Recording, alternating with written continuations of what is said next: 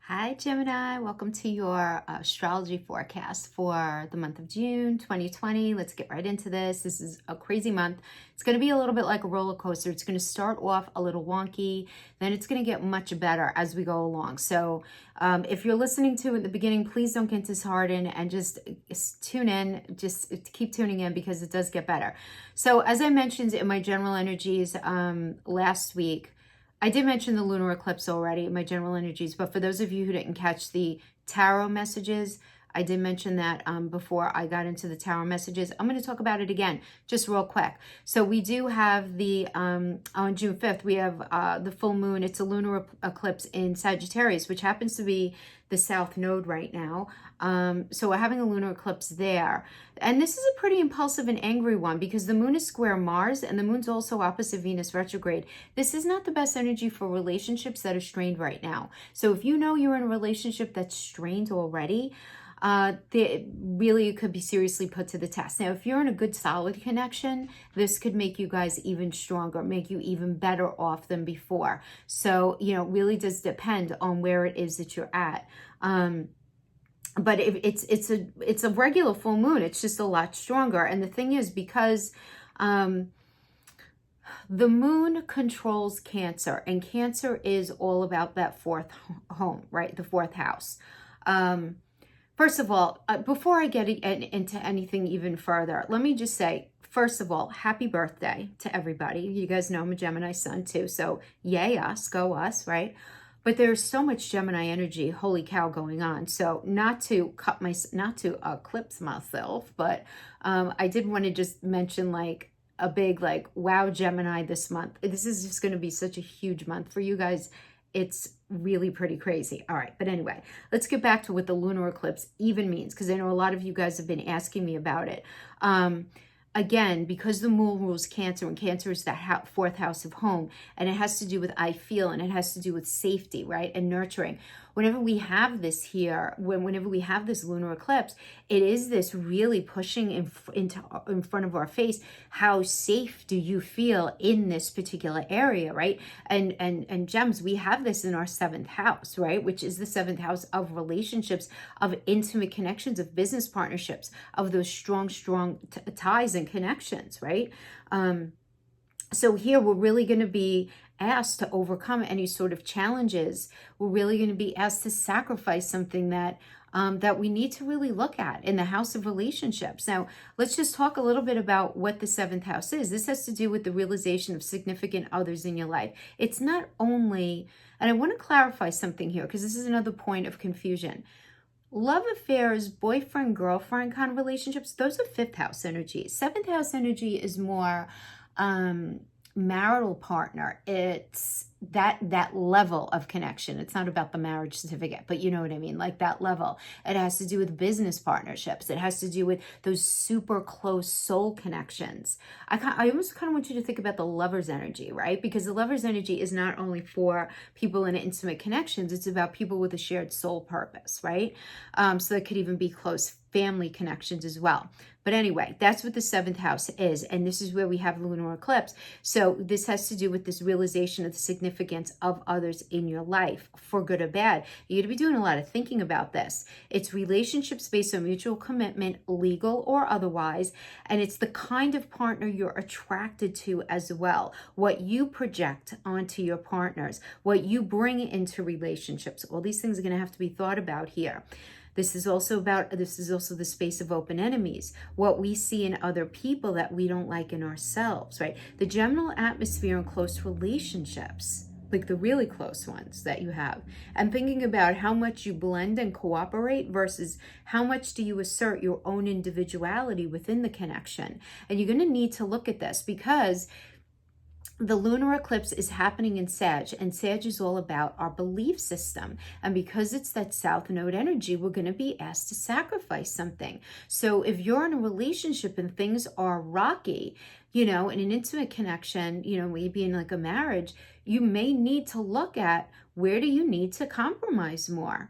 Where have you been maybe a little too wrapped up in your own sense of individuality? Or where have you been losing yourself? Where have you not been asserting enough of your own individuality?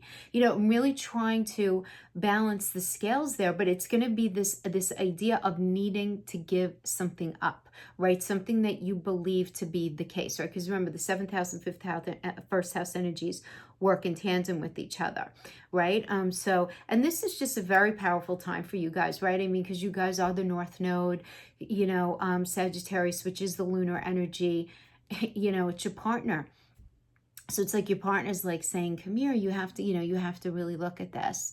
So that's going to be happening in your relationship sector. So just know that that's going to be going on. But if you guys are in a solid space, but you're just having a bad time, this is actually going to go really, really well. Either way, it's very karmic and very destiny driven. So whatever is meant to be is going to work out in this energy, which is really good. And then we go into the 18th, right? We have Mercury retrograde in Cancer, and that's happening in your second house of resources. Okay. And it's not only resources, money, it's also things that you value. Even it's actually got, the houses are weird, right? Because a lot of like random things seem to occupy the same house, but it's also like the food that you ingest is the second house. It's not the 6th house. A lot of people get confused with that because the 6th house is health. That has to do with your overall regimen, would be the 6th house. But second house would be the actual food that you put in your mouth. Remember, who's the natural ruler of the second house? Taurus, right? And Taurus is being ruled by Venus. Taurus loves food, good wine, you know, anything like that. That's that second house energy. We have Mercury retrograde in there. What does that mean? All right, first of all, Mercury retrograde. I think we all know what Mercury retrograde means. You know, it's the 3rd house, the Geminian energy of communication. Mercury also does rule Virgo, which is the 6th house energy. So it's having to look at, you know, again, health, our everyday, our day-to-day work environment has to do with the, you know, communication. We're going to realize that we need to, keep clarifying ourselves. We're going to feel a little misunderstood. Now, all of this goes, unless you have your natal retrograde energies. And the only reason I'm saying that is, you guys know I do a lot of personal readings. I don't know why, but like the past 2 weeks, everyone I'm working with, they have like at least like between 7 and 10 retrograde energies in their natal chart. It's like, wow, you know, most people have 0 to 3. It's just, I've been dealing with a lot of retrograde energy. So I know a lot of you guys watching me right now who I work with. Obviously, like I was mentioned in the private readings, these retrograde energies are going to be a lot smoother for you guys. You guys might actually find like the opposite going on there. But regardless, that is what goes on with Mercury retrograde. Now, again, having it in Cancer, it has to do with safety. You know, it's, you know, everything is going to have this fundamental idea of safety under it. So having to do with that second house, right? That second house, this is about forming a more solid sense of I for you guys, right? That is looking at the attachment of your identity to your physical body and defining your own identity by giving more specific boundaries and shape to who you are based on your inherent capabilities, your inherent gifts and qualities that you can further develop. It's identifying what gives you a sense of value or worth. What do you think constitutes security for you? For you. This is an energy to think about what you attach yourself to, what you possess or hope to possess, and your relationship and attitude to money and to the material world. Again, anything, excuse me, anything that you value. Anything that you value. So there's going to be this real kind of coming to terms with this. And really looking at and really needing to take a pause to look at these things, okay? Generally speaking, guys, this is not a good time to purchase a property. Mercury retrograde in Cancer, I mean, Mercury is all about contracts, right? Among other things, and Cancer has to do with home. I mean, so like right in the very basic. But if you had some sort of a home sale going on, whatever, prior to the retrograde, then it's going to be fine. Don't worry about it. But just nothing like brand spanking new here. But, you know, having to do with the second house, again, looking at these things, and how safe do you feel with your resources? What do you need to feel safe? Is there a certain amount of money that you have to have in the bank? Is there a certain amount of investments? Is it, like what defines this for you? What is it for you? It's going to be a little different for all of you, because you're going to have other things going on in your chart. But now at the same time, in that second house, we also, on the 21st, we have the solar eclipse that's happening from you guys. Hello. You guys are giving yourselves a big gift in your second house. This is really great. All right. I just have to say, right? Because you guys are the North Node energy. This is a gift. The solar eclipse is bringing a gift to the second house of resources. This can mean increased money. This can mean a new way of making money. This can mean anything having to do with value, you getting a gift. Anything that comes to you, that will be coming to you, that you're going to be really experiencing a sense of value, is what's going to be happening here for you. So this is really good. I see for the great majority of you, it ending up being something that's going to end up generating, either being able to help you generate more money, or it's going to come in as a gift of money. Okay. Now keep in mind, what does the second house work with? It works with the 8th house. Second and 8th house. So the 8th house is your partner's resources. It's other people's money. It's inheritance. It's tax payouts. It's insurance settlements. It's, money coming in from other places. So the gift could be coming in from the 8th house energy. You follow? So that's the gift part. So that's part. Now you feel like we're getting more positive now, right? Get more positive. Okay. And then go into the 25th, even more positive. We have, boom, Venus is going to be born in the first house. All right. It's been retrograde in Gemini. And now it's going to go direct, which means Venus is going to be born there in that first house of self. And that is so positive. First house is the house of self. It's the external. You guys are going to be really attractive. You're going to be very dynamic. You're going to be, the first house is self. It's external and internal. You're going to feel very connected. You're going to feel very abundant, and I'm not saying like in the moment, boom, on the 25th, it's going to happen. But all of a sudden, you're just going to start to feel this lightness. You're going to start to feel this optimism, right? Because Venus is first of all, it's one of the money planets, right? So awesome, especially because of what's going to be going on with that, the solar eclipse, right a couple days before. All of that is great, but Venus has to do with money. It has to do with self-esteem, self-worth, things we love, things we value, and relationship. So we're just going to feel more connected to ourselves. We're going to just feel generally more optimistic about things moving forward, about the decisions that we're going to be making. So I really, really like this. Now, I do want to mention another 2 end of the month things that are so positive. I think we have Mars entering into Aries. This is great. Mars rules Aries. This is the Emperor energy, guys. You guys are tarot people. Don't we love the Emperor, right? It's like, let's go, right? The new path is this way. And it's about, having gone through a lot, but now recognizing this new path, having this fresh initiative, having this motivation and this fire in your belly. Just want to be careful to not become, too in the ego. You don't want to exaggerate anything. You want to tell the truth, don't exaggerate. Be careful, because sometimes that energy can bring that to the forefront. But really great energy for fresh initiatives and pushing things forward. I really like that. It's very forward looking, very like what happened. There's nothing we could do about that. The toothpaste is out of the tube. The COVID nonsense, the whole fallout of all that stuff. All right, everything is what it is. Now how are we going to move forward? And you're going to feel like you're able to make that transition a lot more comfortably.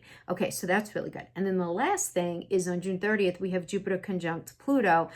I really like this. Jupiter at 24 degrees, retrograde. It forms a conjunction with Pluto at 24 degrees with Capricorn. This is the second or third. This is the second one out of 3 that have happened.